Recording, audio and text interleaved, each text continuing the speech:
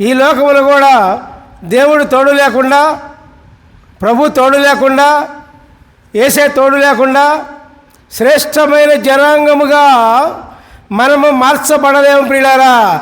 ఎవరు శ్రేష్టమైన జనాంగం అంటే ఎవరండి? అక్కడ ధనం ఉన్న వాళ్ళ, గొప్ప పలుకుబడి కలవాళ్ళ, రాజ్యాలను ఏలుతున్న రాజుల?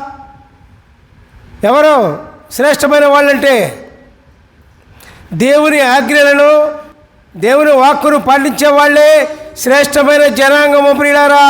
దేవునికి స్తోత్రం.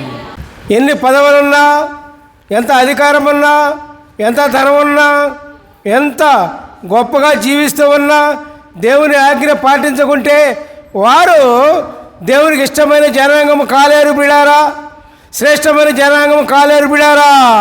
దేవునికి స్తోత్రం.